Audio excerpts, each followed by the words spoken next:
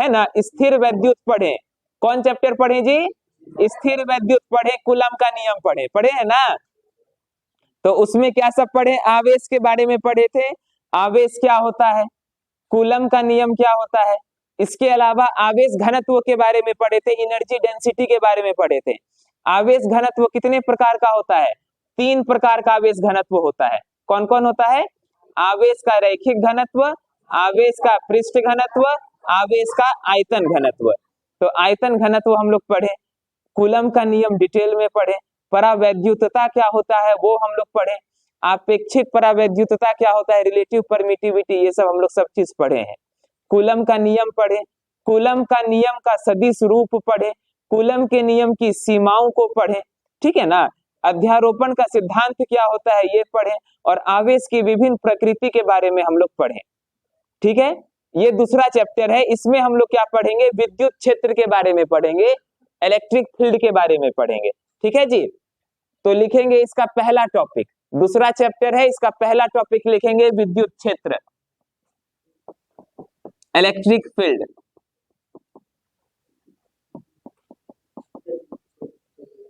Electric field,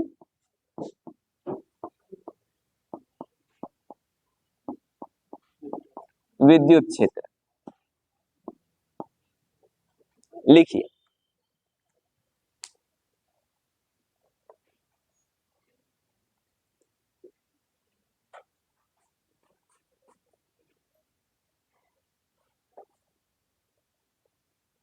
लिखो, किसी आवेश अथवा किसी आवेश अथवा किसी आवेश अथवा आवेशों के किसी आवेश अथवा आवेशों की श्रृंखला, किसी आवेश अथवा आवेशों की श्रृंखला, किसी आवेश अथवा आवेशों की श्रृंखला के चारों ओर के उस क्षेत्र को, के चारों ओर के उस क्षेत्र को, के चारों ओर के उस क्षेत्र को जहां कोई अन्य जहां कोई अन्य जहां कोई अन्य विद्युत आवेश, जहां कोई अन्य विद्युत आवेश, जहां कोई अन्य विद्युत आवेश आकर्षण अथवा प्रतिकर्षण, आकर्षण अथवा प्रतिकर्षण के बल का अनुभव करता है, के बल का अनुभव करता है, के बल का अनुभव करता है, विद्युत क्षेत्र कहा जाता है, विद्युत क्षेत्र कहा जाता है।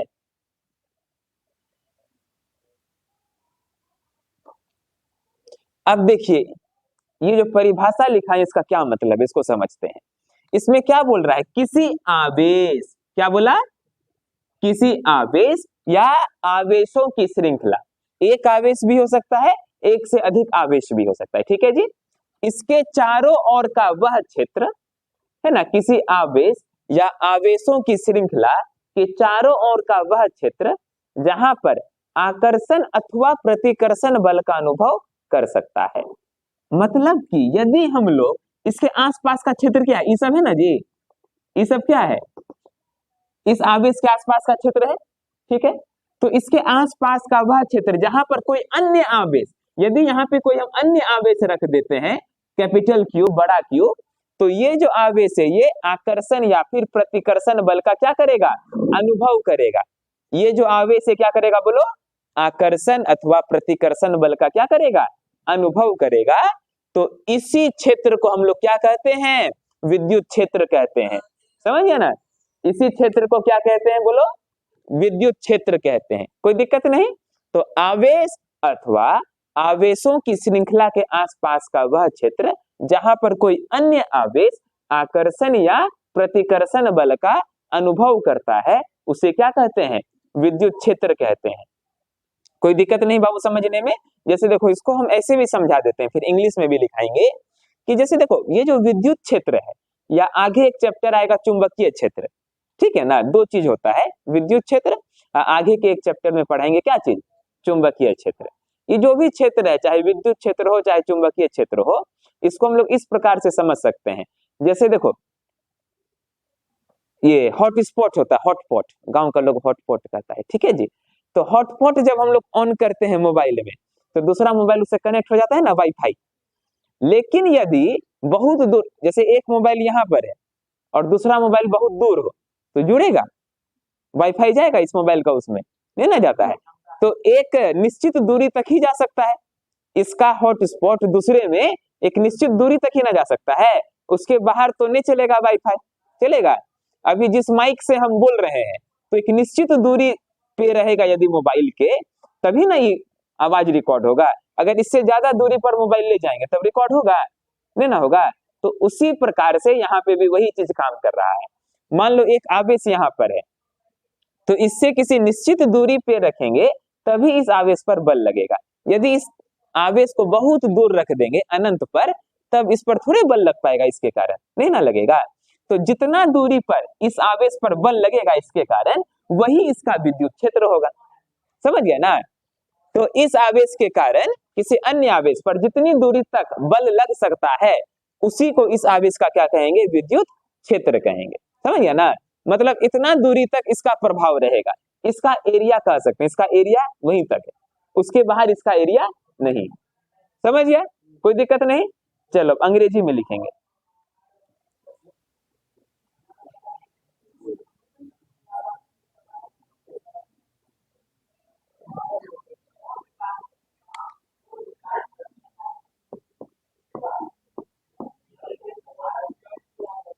The region around a charge, the region around a charge where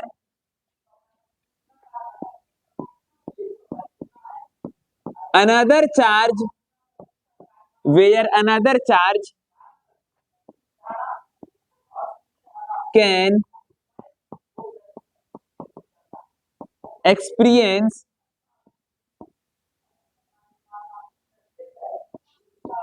attractive or repulsive force,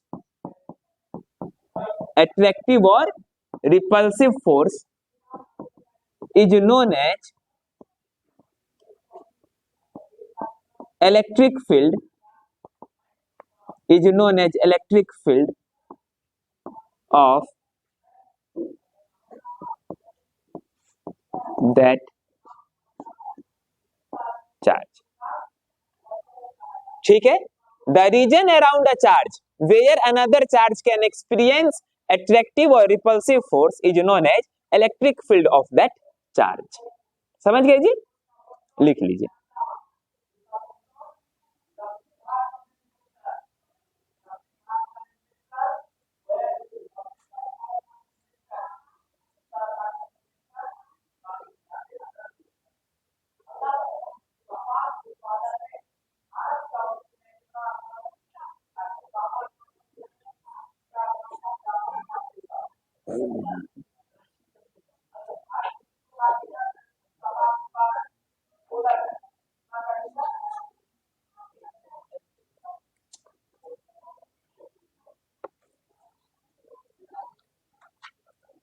electric field समझ गया? कोई दिक्कत नहीं ना?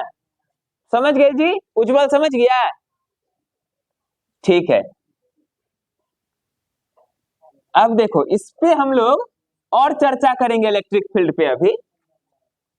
उसके पहले हम लोग टेस्ट चार्ज क्या होता है उसको समझ लेते हैं। किसको? टेस्ट चार्ज, परीक्षण आवेश।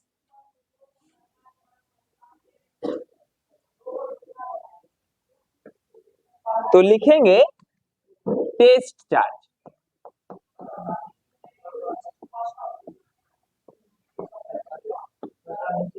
अच्छा, परीक्षण आवेश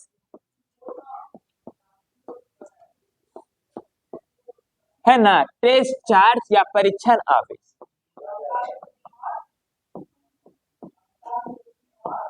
टेस्ट चार्ज, परीक्षण आवेश, लिखिए।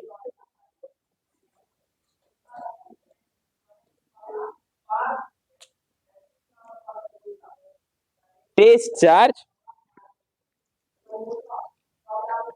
लाइट चल रहा है। टेस्ट चार्ज, परीक्षण आवेश।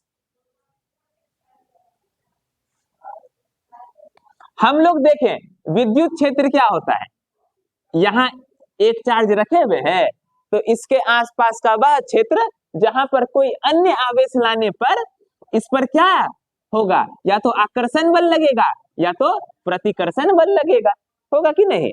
अब देखो, जो चार्ज हम लोग यहाँ पे ला रहे हैं, जो चार्ज हम लोग यहाँ पे सुनो ध्यान से, जो चार्ज हम लोग यहाँ ला रहे हैं, यदि ये चार्ज बहुत छोटा हो, क्या हो, बहुत बहुत छोटा हो, ये जो अन्य आवेश यहाँ पे हम लोग लाए, ये अन्य आवेश है, ये हो गया मेन चार्ज, ये है, ठीक है जी।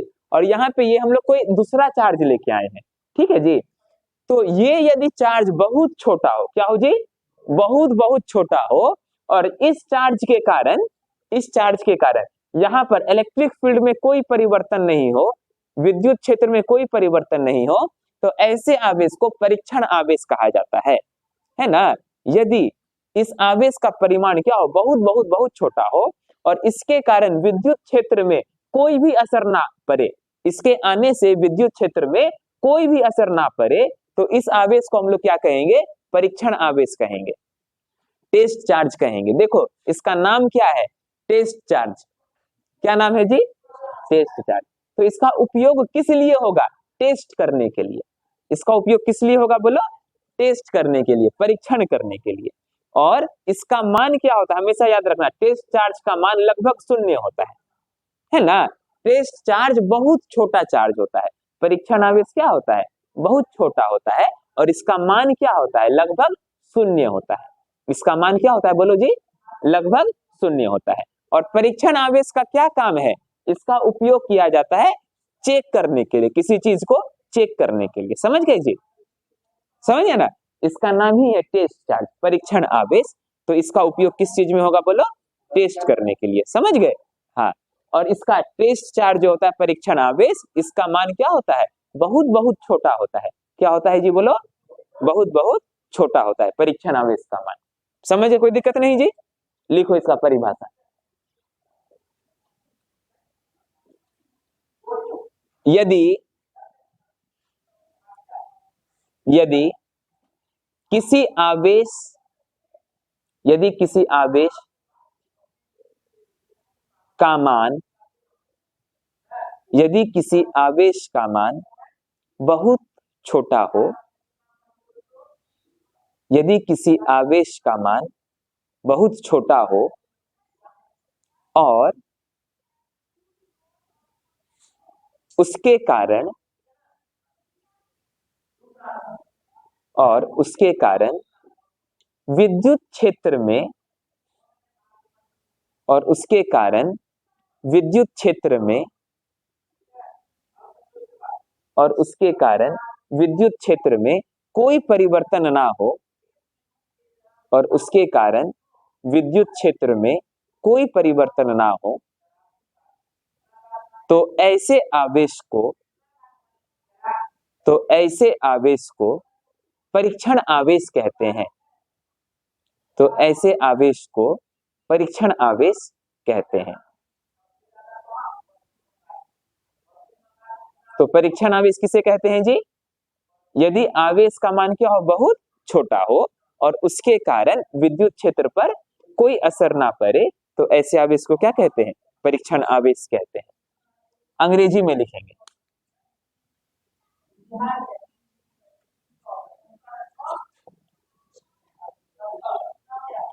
Charge whose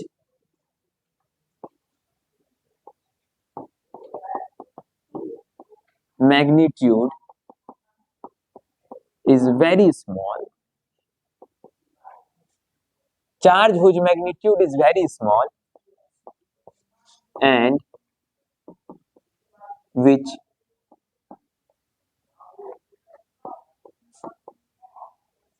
charge whose magnitude is very small and which does not affect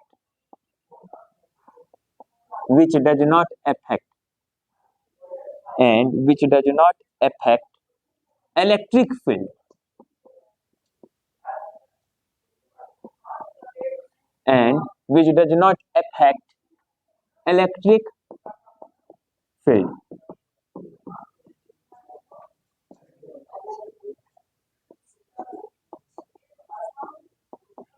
is known as test charge.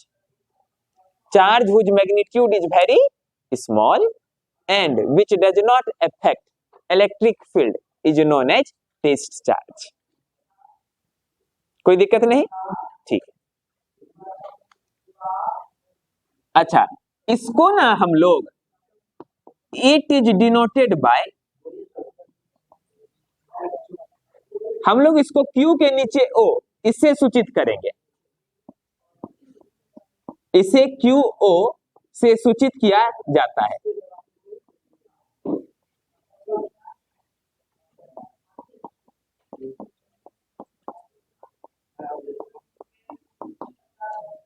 तो हम लोग टेस्ट चार्ज को किससे सूचित करेंगे जी? QO से सूचित करेंगे। कोई दिक्कत नहीं? अब देखिए हम लोग विद्युत क्षेत्र का फॉर्मूला पे डिस्कशन करेंगे। अच्छा, एक बात और है इसमें, परीक्षण आवेश, नियम है कि परीक्षण आवेश को हमेशा पॉजिटिव लिया जाता है। नियम क्या है जी? परीक्षण आवेश को हमेशा पॉजिटिव लेना है। परीक्षण आवेश को क्या लेना है? पॉजिटिव लेना है। लिखिए, नियमतः परीक्षण आवेश को पॉजिटिव लिया जाता है। पॉजिटिव मतलब धनात्मक। नियमतः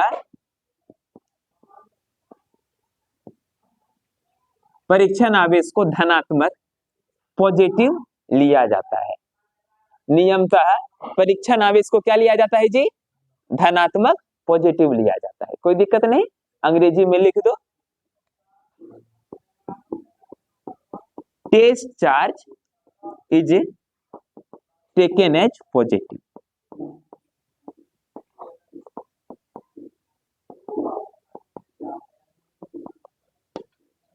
तुम लोग 10वां में एक परिभाषा याद किया होगा, विद्युत विभव किसे कहते हैं? बोलो तो, इलेक्ट्रिक पोटेंशियल किसे कहते हैं?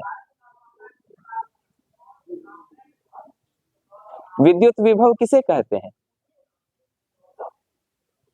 देखो, किसी भी आवेश को अनंत से किसी बिंदु तक लाने में जो कार्य किया जाता है उसे उस बिंदु का विद्युत विभव कहते हैं ना जी।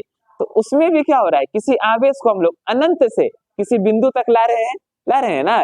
तो जिस आवेश को ला रहे हैं अनंत से उस बिंदु तक, उसको भी हम लोग टेस्ट चार्ज कह सकते हैं, परीक्षण आवेश कह सकते हैं, है ना। क्योंकि उसका भी उपयोग किसके लिए हो रहा है? कोनो ना टेस्ट के लिए हो रहा है। तो वैसे आवेश को भी हम लोग टेस्ट चार्ज कह सकते हैं। समझ गए जी? तो विद्युत विभव क्या आता है? जब किसी आवेश को हम लोग अनंत से, कहां से? अनंत से किसी बिंदु तक लाते हैं, तो जितना कार्य करना पड़ता है उसे ही इस बिंदु का क्या कहते हैं? विद्युत विभव कहते हैं। तो यहां पे भी जिस आवेश को लाएंगे उस आवेश को हम लोग टेस्ट चार्ज कह सकते हैं। कोई दिक्कत नहीं हंस? कोई दिक्कत नहीं? ठीक। अब हम लोग देखेंगे इलेक्ट्रिक फील्ड का फॉर्मूला।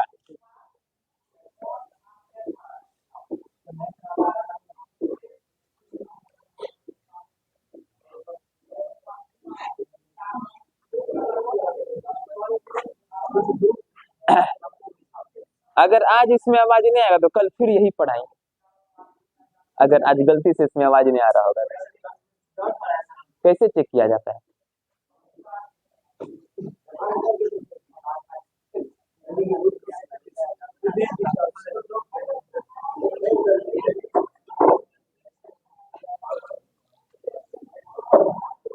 लिखो विद्युत क्षेत्र का फॉर्मूला।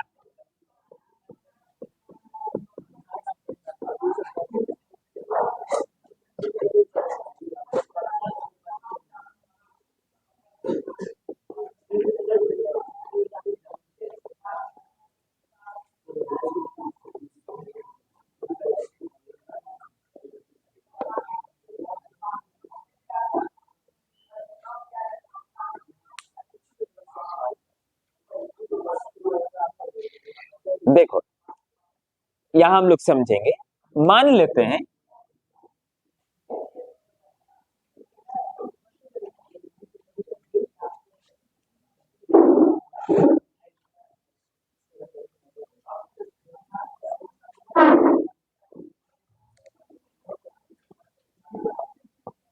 लिखो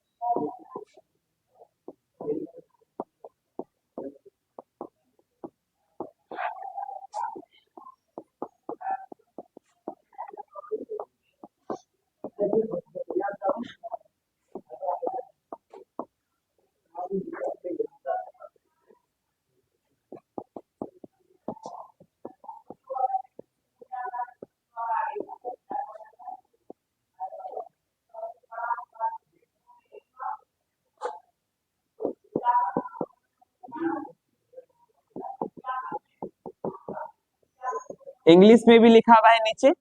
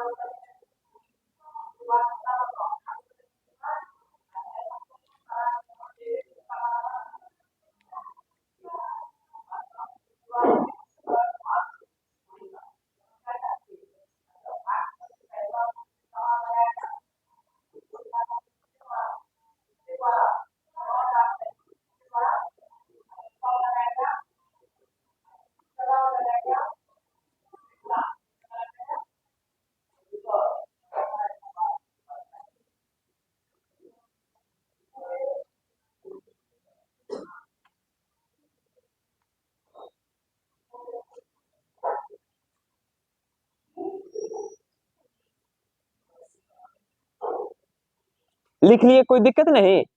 अब देखिए इसको समझा देते हैं।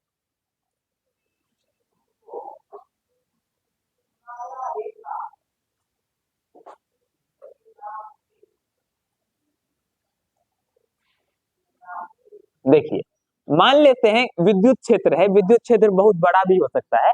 ये बोर्ड क्या है? विद्युत क्षेत्र है, इलेक्ट्रिक फील्ड है। ठीक है जी, ये बोर्ड क्या है जी? विद्युत क्षेत्र है, इलेक्ट्रिक फील्ड है। इसमें किसी परीक्षण आवेश को रखा गया है। इस विद्युत क्षेत्र में किसको रखा गया है? किसी परीक्षण आवेश को। देखिए ये एक परीक्षण आवेश को रख QO परीक्षण आवेश को रख दिए। यदि इस परीक्षण आवेश पर कितना बल लगता है? F। कितना बल लगा जी? F बल लगा। इस परीक्षण आवेश पर कितना बल लगा? तो यहां हम लोगों को यह समझना चाहिए, यदि किसी भी चार्ज को विद्युत क्षेत्र में रखेंगे तो उस पर बल लगेगा। यहां क्या समझने वाला चीज है? यदि हम लोग किसी चार्ज को, ओम प्रकाश, यदि किसी चार्ज को हम लोग कहां रखेंगे? विद्युत क्षेत्र में रखेंगे तो उस चार्ज पर क्या लगेगा? बल लगेगा। नियम है, समझ गए? यदि किसी चार्ज को हम लोग कहां रखेंगे? विद्युत क्षेत्र में रखेंगे तो उस पर क्या लगेगा? बल लगेगा। विद्युत क्षेत्र जो है उसको हम लोग E से सूचित करते हैं। एक और चीज होता है विद्युत क्षेत्र की तीव्रता, अभी आगे बताएंगे। तो विद्युत क्षेत्र की तीव्रता को हम लोग E से सूचित करते हैं। कहने का मतलब ये है कि यदि किसी भी चार्ज को हम लोग विद्युत क्षेत्र में रखेंगे तो उस पर F बल लगता है। क्या लगता है जी? F बल। तो इस बिंदु पर विद्युत क्षेत्र की तीव्रता होती है E बराबर F बट्टे Q। समझ गए? E बराबर क्या होता है? F बट्टे Q। कोई दिक्कत नहीं? ठीक है जी। अच्छा देखो, इसमें एक चीज हम लोग और समझ लेते हैं कि दो गो चार्ज है यहां पे, Q1 और Q2। दो गो चार्ज है। अब ये दोनों एक दूसरे पर कौन बल लगाता है? कूलम बल लगाता है ना। अच्छा कैसे लगा देता है? दोनों के बीच तो संपर्क है नहीं, दोनों तो दूरी पर है। दोनों में कोई संपर्क है? एगो चार्ज यहाँ है, एगो चार्ज यहाँ है, और दोनों के बीच में क्या है? आकाश है। तो फिर ये दोनों एक दूसरे पर बल कैसे लगा लेता है? हम लोग 11 क्लास में जो फोर्स चैप्टर पढ़े थे उसमें क्या होता था? नॉर्मल फोर्स पढ़े थे, टेंशन पढ़े थे, सब पढ़े थे। उस समय तो चलो ठीक था। नॉर्मल तब लगता था जब दो वस्तु संपर्क में हो। टेंशन फोर्स तब लगता था जब रस्सी वगैरह से संपर्क रहता था, तब लगता था। यहाँ जो बल लग रहा है कूलम बल, यहाँ तो कोई दोनों चार्ज में संपर्क नहीं है, तब क्यों लग रहा है? संपर्क रहे तब बल लगता है तो समझ में आता है कि संपर्क के कारण बल लगा। यहाँ तो दोनों आवेश में संपर्क नहीं है, तब किस तरीका से बल, ऐसा क्या है जो बल लग जाता है? उसी प्रकार से गुरुत्वाकर्षण बल, वो भी क्या है? नॉन कांटेक्ट फोर्स है। उसमें भी तो दो पिंडों के बीच कोई संपर्क नहीं रहता है। मान लो पृथ्वी है और ऊपर से इस मार्कर को गिरा देंगे तो पृथ्वी और मार्कर में तो संपर्क है ही नहीं, तब कैसे गुरुत्वाकर्षण बल लग जाता है? हवा में कैसे लग जाता है? उसी प्रकार से हवा में कैसे लग जाता है कूलम का बल? इसका उत्तर है विद्युत क्षेत्र। इसका उत्तर क्या है? विद्युत क्षेत्र। ये जो प्रथम आवेश है ये अपने चारों तरफ क्या बना के रखा हुआ है? विद्युत क्षेत्र। ये जो प्रथम आवेश है ये अपने चारों तरफ क्या बना के रखा हुआ है जी? बोलो, विद्युत क्षेत्र। ये प्रथम आवेश के चारों तरफ क्या होगा? बोलो, विद्युत क्षेत्र। और यदि उस विद्युत क्षेत्र में किसी अन्य आवेश Q2 को रखेंगे तो उस पर बल लगेगा। विद्युत क्षेत्र का यही तो परिभाषा है। समझ गए ना? तो दो आवेशों के बीच बल किस प्रकार से लगता है? विद्युत क्षेत्र के कारण से लगता है। समझ गए जी? कैसे लगता है? बोलो, विद्युत क्षेत्र के कारण से लगता है। ठीक है, लिखो एक प्रश्न। दो आवेश, हाँ लिखो, दो आवेश Q1 और Q2, दो आवेश Q1 और Q2 कुछ दूरी पर होने के बावजूद, दो आवेश Q1 और Q2 कुछ दूरी पर होने के बावजूद, कुछ दूरी पर होने के बावजूद उन पर कूलम बल क्यों लगता है? कुछ दूरी पर होने के बावजूद उन पर कूलम बल क्यों लगता है?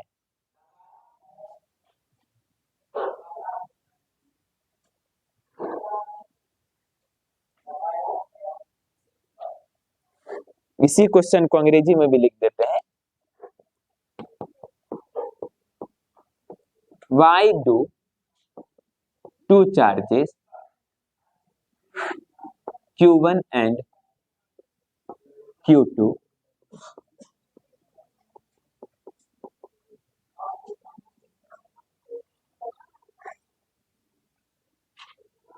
place at a distance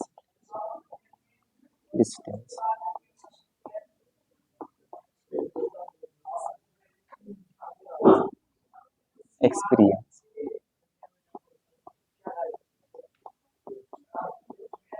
coulombs। ठीक है, इसका उत्तर तो हम बताए ही हैं लेकिन लिखाएंगे कल। ठीक है, इसका उत्तर हम समझा दिए हैं, तुम लोग प्रैक्टिस अपने से लिखने का कोशिश करना, होमवर्क में यही है। ठीक है ना, अपने से लिख करके लाना। बता दिए हैं हम, एक आवेश विद्युत क्षेत्र बनाता है अपने चारों तरफ, और यदि उस विद्युत क्षेत्र में कोई अन्य आवेश आएगा तो उस पर बल लग जाएगा।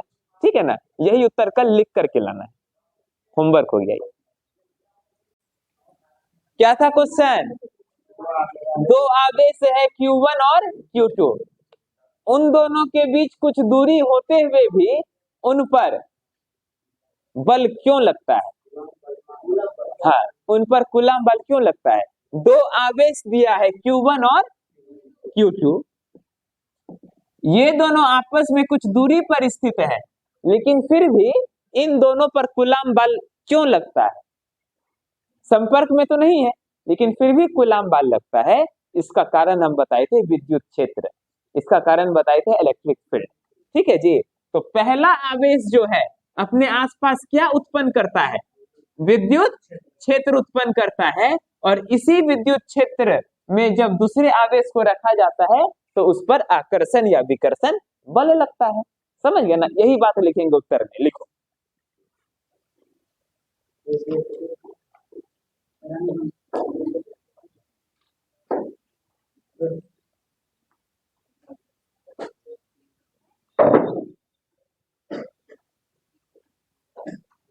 लिखेंगे, हम जानते हैं कि हम जानते हैं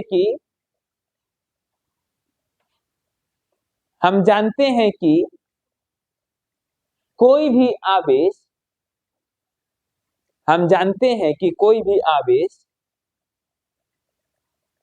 अपने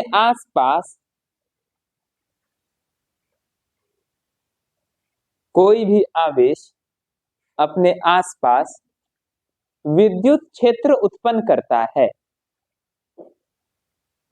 आसपास विद्युत क्षेत्र उत्पन्न करता है।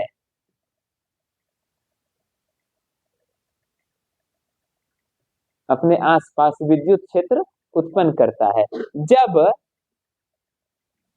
जब उस विद्युत क्षेत्र में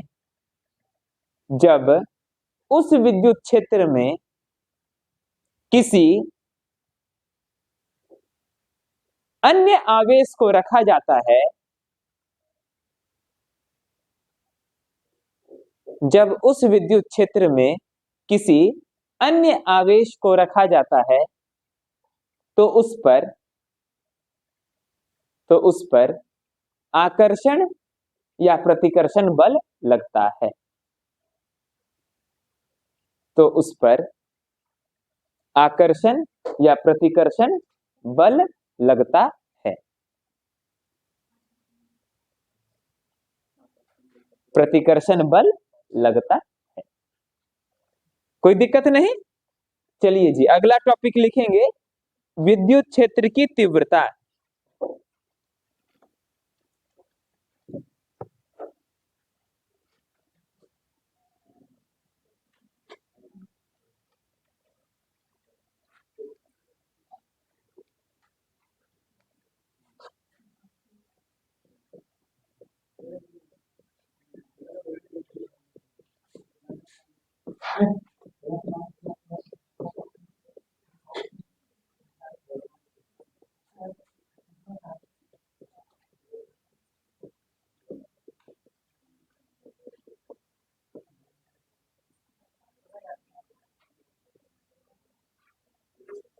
विद्युत क्षेत्र की तीव्रता, इलेक्ट्रिक फील्ड इंटेंसिटी। देखो, इसके पहले तुम लोगों को हम बताए थे विद्युत क्षेत्र, क्या बताए थे? विद्युत क्षेत्र या इलेक्ट्रिक फील्ड। लेकिन अभी हम क्या लिखाए हैं, विद्युत क्षेत्र की तीव्रता। दोनों में थोड़ा अंतर है, दोनों में क्या है, थोड़ा सा अंतर है। पीछे जो बताए थे विद्युत क्षेत्र, तो विद्युत क्षेत्र किसे कहते हैं, तो उसमें हम लिखाए थे कि कोई भी आवेश या आवेशों की श्रृंखला अपने आसपास विद्युत क्षेत्र क्या लिखाए थे कल, उत्पन्न करती है, जिसमें यदि किसी अन्य आवेश को रखा जाता है तो वो आकर्षण या तो प्रतिकर्षण बल का अनुभव करता है। तो वो विद्युत क्षेत्र हो गया, जिसका उदाहरण हम समझाए थे मोबाइल के हॉटस्पॉट के द्वारा। क्या समझे, यदि मोबाइल का हॉटस्पॉट हम लोग ऑन करते हैं और किसी दूसरे, जैसे यहाँ पे ऑन किए हैं, तो किसी दूसरे मोबाइल को हम लोग बहुत दूर पे रखेंगे, मान लो वहां रोड पर रखेंगे, तो यहाँ से हॉटस्पॉट पकड़ेगा, उसमें नहीं ना पकड़ेगा। तो इसका हॉटस्पॉट आसपास के किसी दायरे में ही पकड़ेगा, उससे ज्यादा दूरी में तो नहीं, उससे ज्यादा दूरी में तो नहीं पकड़ेगा, कोई दिक्कत नहीं ना। तो उसी प्रकार से यदि यहाँ पे हम लोग चार्ज को रखे हैं, तो किसी अन्य आवेश को किसी सीमित दूरी पर रखेंगे, तभी इसके कारण उस पर बल लग पाएगा, और वही जो क्षेत्र है उसी को हम लोग क्या कहते हैं, विद्युत क्षेत्र कहते हैं। अब विद्युत क्षेत्र की तीव्रता क्या होता है, तो इसका परिभाषा लिखेंगे, लिखो।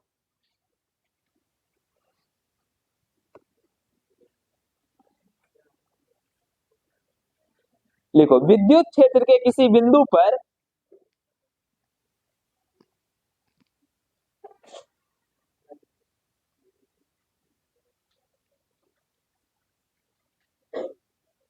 विद्युत क्षेत्र के किसी बिंदु पर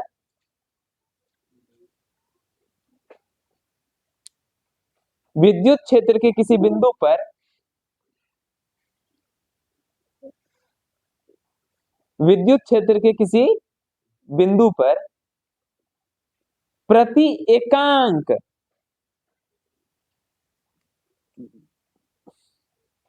विद्युत क्षेत्र के किसी बिंदु पर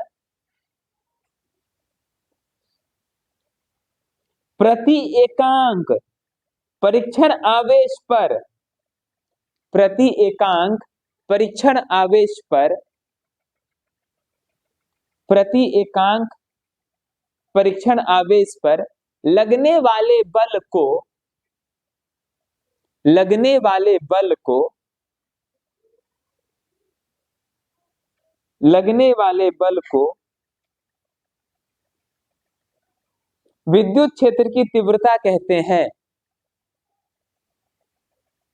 विद्युत क्षेत्र की तीव्रता कहते हैं।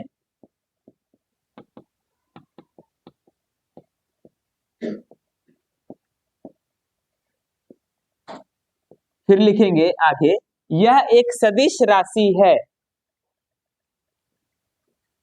यह एक सदिश राशि है, यह एक सदिश राशि है। इसे ई के ऊपर तीर, ई वेक्टर से सूचित किया जाता है, इसे ई वेक्टर से सूचित किया जाता है। ई के ऊपर तीर बना देंगे, इसे ई वेक्टर से सूचित किया जाता है, इसे ई वेक्टर से सूचित किया जाता है। ठीक है जी, ठीक है।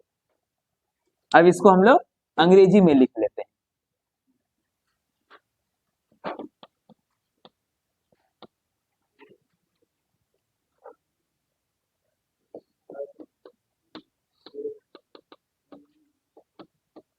Force experienced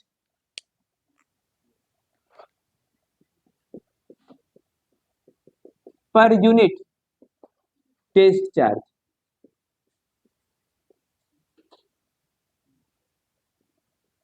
force experienced per unit test charge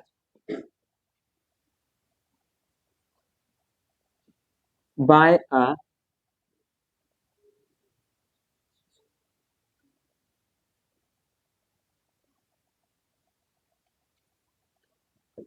in an electric field,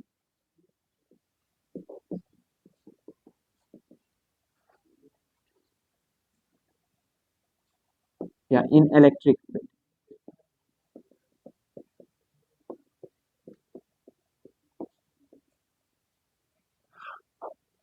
force experienced per unit test charge in electric field is known as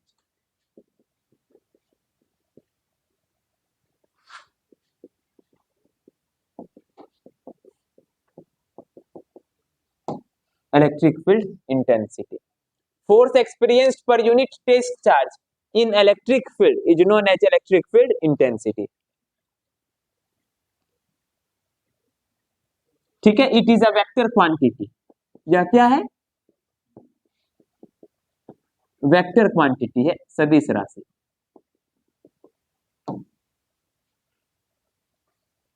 it is denoted by E vector.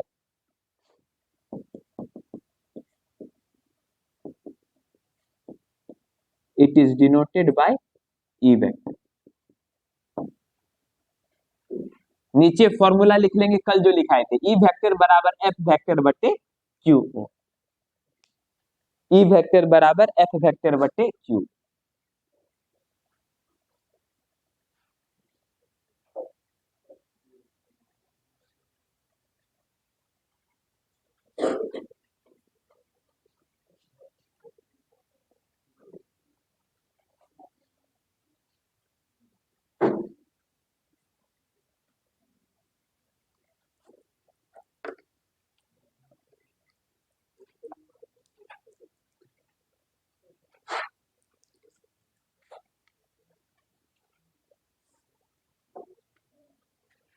कोई दिक्कत है बाबू? कोई दिक्कत है ना? ठीक है.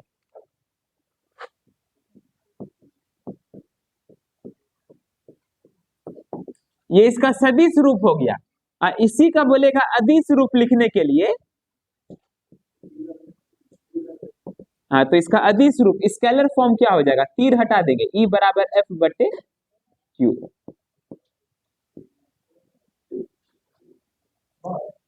ठीक है ना? इसका अदिश रूप स्केलर फॉर्म क्या हो जाएगा? तीर हटा देंगे तो ई बराबर एफ बटे क्यू. यहां हम लोग ये ध्यान में रखेंगे कि विद्युत क्षेत्र की तीव्रता एक सदिश राशि है. क्या है जी? विद्युत क्षेत्र की तीव्रता कैसी राशि है? सदिश राशि है. मतलब इसमें दिशा होता है. विद्युत क्षेत्र की तीव्रता में क्या होता है? दिशा होता है.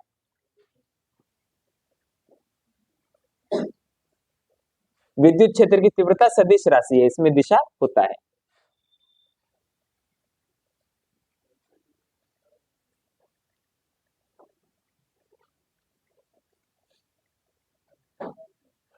विद्युत क्षेत्र की तीव्रता एक सदिश राशि है, इसमें दिशा होता है.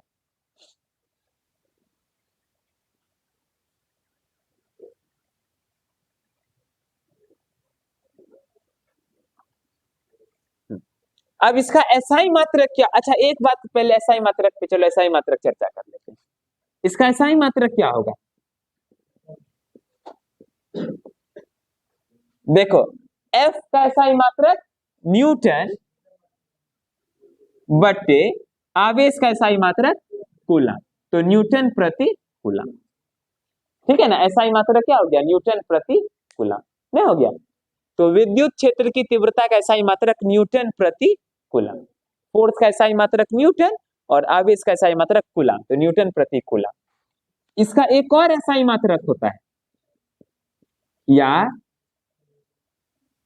न्यूटन प्रति कूलम या वोल्ट प्रति मीटर.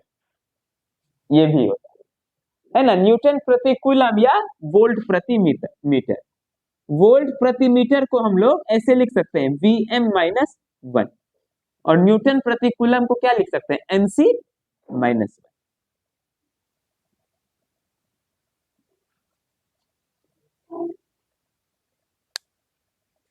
कोई दिक्कत जी? तो विद्युत क्षेत्र की तीव्रता का एसआई मात्रक एफ से न्यूटन और क्यू से कूलम. तो न्यूटन प्रति कूलम Nc-1. और दूसरा एसआई मात्रक क्या होगा? वोल्ट. वी से वोल्ट. वी से वोल्ट. वोल्ट प्रति मीटर या Vm-1. कोई दिक्कत नहीं, दोनों याद रखेंगे, दोनों जरूरी है. एक न्यूटन प्रति कूलम, एक वोल्ट प्रति मीटर, दोनों याद रखना है.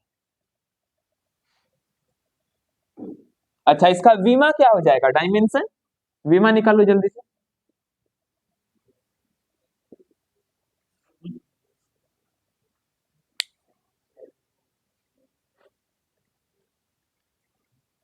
फोर्स का विमा क्या होता है? mlt-2। और आवेश का विमा at। तो क्या हो जाएगा? ml t-2 है, एक नीचे भी है तो -3 हो जाएगा, a ऊपर जाएगा तो -1। तो mlt-3 a-1, ये इसका विमा हो जाएगा। अब यहाँ एक बात हम लोग और अगर ध्यान देंगे कि किसी भी आवेश को यदि विद्युत क्षेत्र में रख दे तो उस पर कितना बल लगेगा।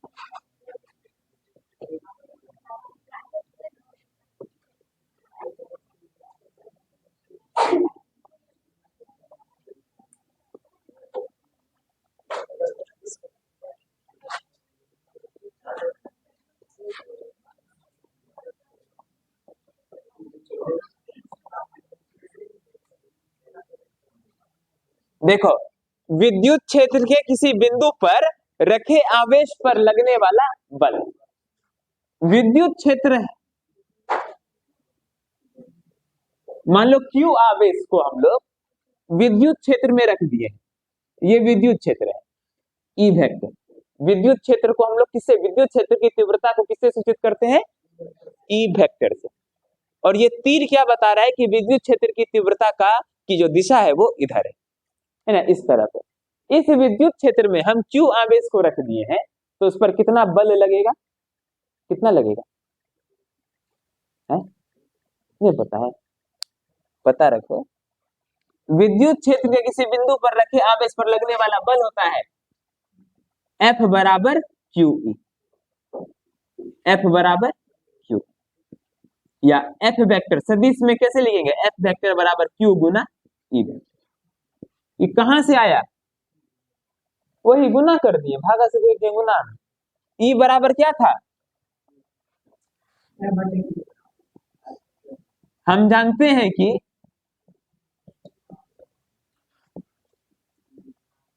E वेक्टर बराबर F वेक्टर बटे Q होता है ना।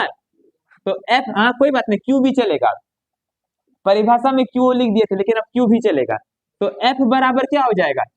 Q को इधर भेज देंगे गुना में, तो F बराबर Q गुना E। कोई दिक्कत नहीं, याद रहेगा।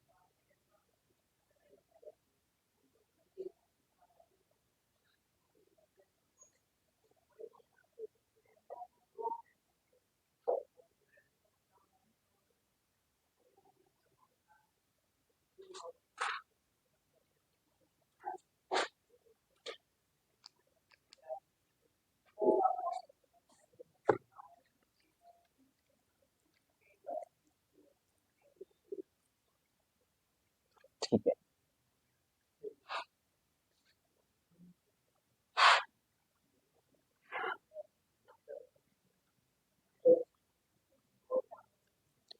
अब अगला टॉपिक है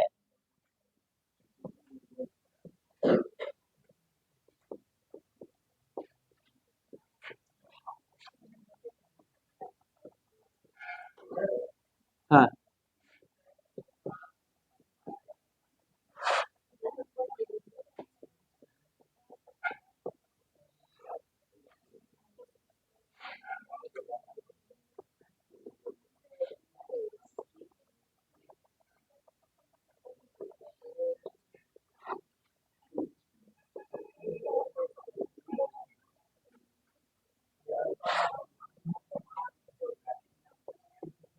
electric field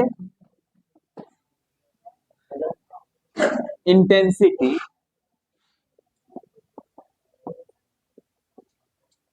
due to charge Q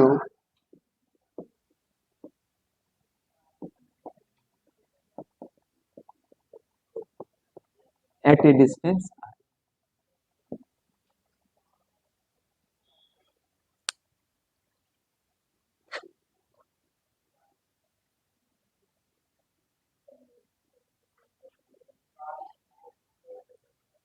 देखो, एक बिंदु आवेश दिया हुआ है Q, ठीक है जी। एक बिंदु आवेश क्या दिया है Q। अब इस बिंदु आवेश Q से r दूरी पर, कितनी दूरी पर, यहां से r दूरी पर हम लोगों को क्या निकालना है, विद्युत क्षेत्र की तीव्रता, मतलब E वेक्टर निकालना। कैसे निकालें, बिंदु आवेश Q से r दूरी पर हमको क्या निकालना है, इस बिंदु पर, इस P बिंदु पर हमको क्या निकालना है, विद्युत क्षेत्र की तीव्रता E वेक्टर निकालना है। इस बिंदु पर क्या निकालना है जी, E वेक्टर निकालना है, विद्युत क्षेत्र की तीव्रता निकालना है। कैसे निकालें, हमको इस बिंदु पर विद्युत क्षेत्र की तीव्रता निकालना है। कैसे निकालें, यहां पर एक परीक्षण आवेश रख देंगे, इस बिंदु पर क्या रख देंगे, एक परीक्षण आवेश रख देंगे QO, समझ गया, एक परीक्षण आवेश, एक टेस्ट चार्ज रख देंगे QO, क्योंकि विद्युत क्षेत्र की तीव्रता का परिभाषा दिए थे किसके, परीक्षण आवेश, है ना, परीक्षण आवेश से जोड़ करके दिए थे परिभाषा, E बराबर F बटे QO, ये ना, E बराबर F बटे QO, तो एक परीक्षण आवेश रख दिए। अब हम लोग बोलेंगे इस परीक्षण आवेश पर कितना बल लगेगा,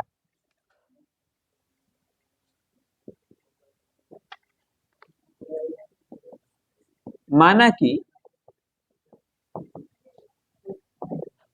बिंदु A पर QO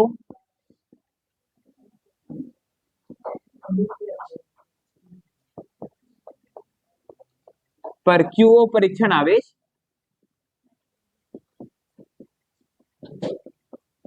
रखा गया है।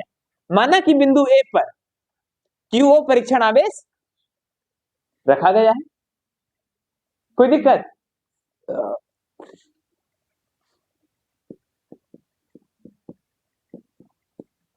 परीक्षण आवेश पर लगने वाला बल क्या होगा,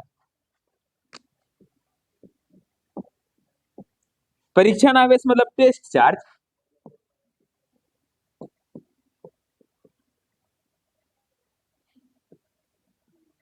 परीक्षण आवेश पर लगने वाला बल F बराबर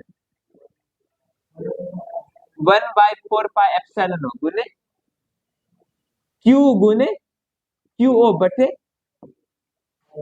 R² होगा जी। अब हम लोगों को पता है विद्युत क्षेत्र की तीव्रता का परिभाषा, विद्युत क्षेत्र की तीव्रता, इलेक्ट्रिक फील्ड इंटेंसिटी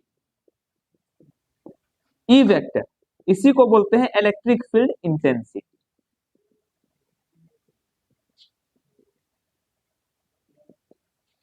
इसका परिभाषा क्या होता है, E बराबर F वेक्टर बटे Q है, तिरवीर हटाओ, सदिश रूप में नहीं लिखेंगे, अदिश रूप में लिखेंगे, F बटे Q, कोई दिक्कत नहीं। F का मान हमको पता है, भागा कर दो Q से, E आ जाए।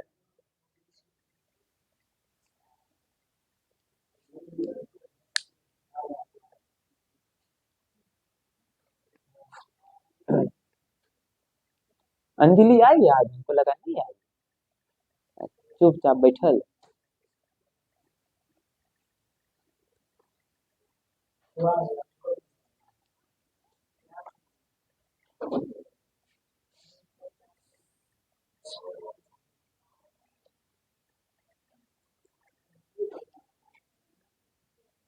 इसको रोक दे, वीडियो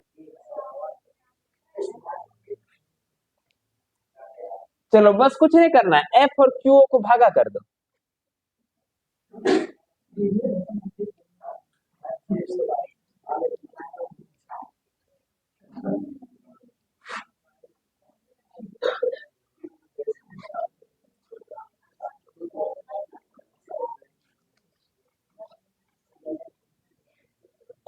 तो ई बराबर हो जाएगा,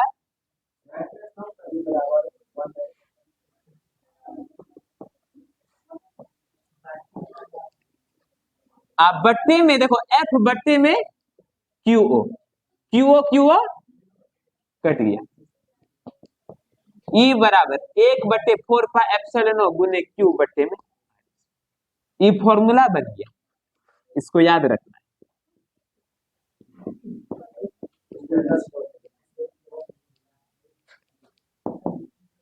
विद्युत क्षेत्र निकालने का फॉर्मूला हो गया। हाँ, अब इसका सदिश रूप,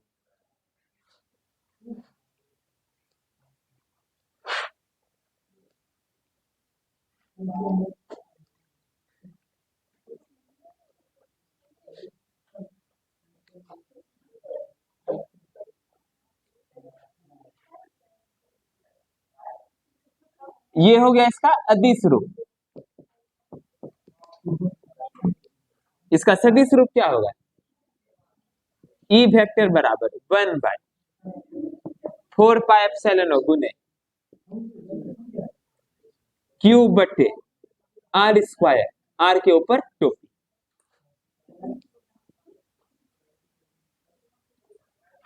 या इसी को लिखने का दूसरा तरीका, ई वेक्टर बराबर 1/4 पाई एप्सिलॉन गुने क्यू बटे आर क्यू, आर वेक्टर।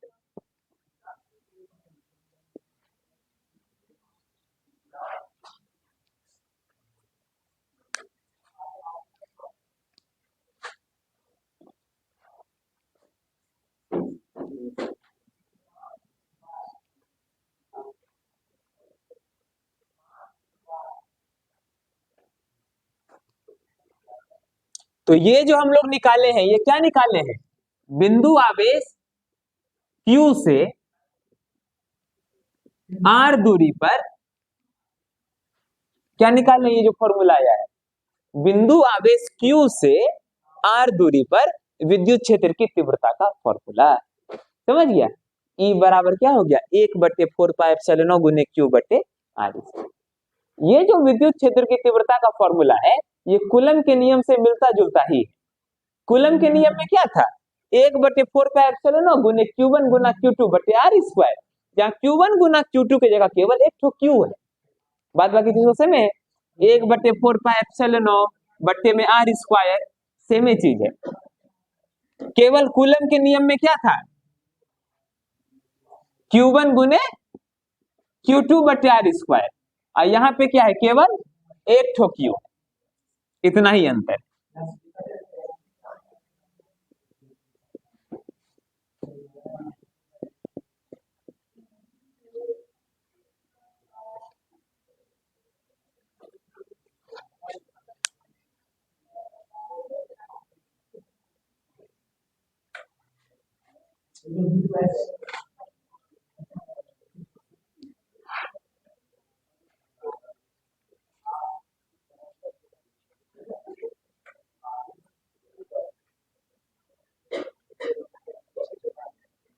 अब नीचे लिखेंगे एक बात,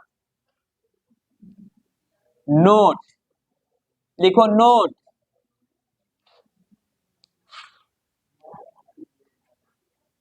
अनेक आवेशों के कारण,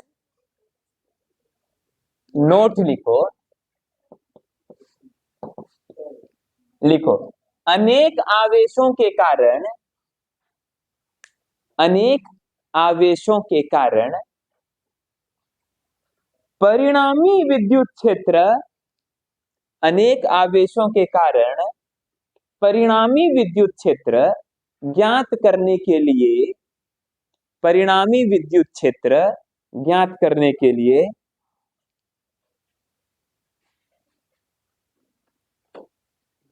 अध्यारोपण के सिद्धांत का उपयोग होता है।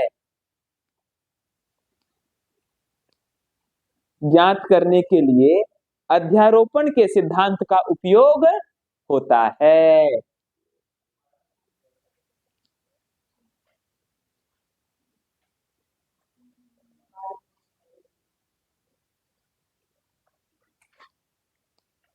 अब ये क्या बात कहा, यदि एक से अधिक आवेश रहेगा,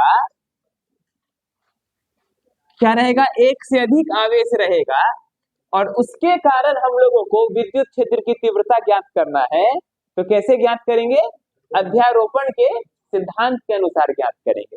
किस पर ज्ञात करेंगे, अध्यारोपण के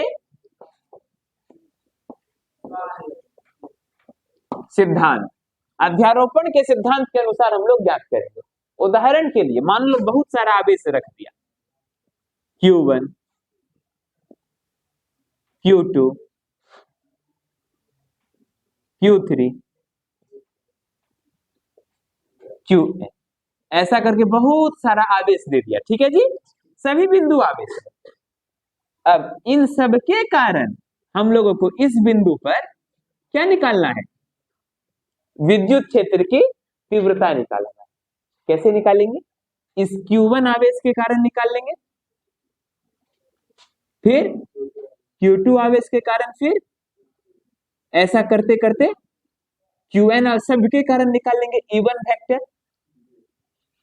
E2 vector, E3 vector, En vector निकाल लेंगे और सभी को जोड़ देंगे, वेक्टर के तरीके से सभी को जोड़ देंगे, तो हम लोगों को क्या आ जाएगा, परिणामी इलेक्ट्रिक फील्ड आ जाएगा, परिणामी विद्युत क्षेत्र की तीव्रता हम लोगों को प्राप्त हो जाएगा। इस तरीके से यही अध्यारोपण का सिद्धांत, कोई दिक्कत नहीं, लिख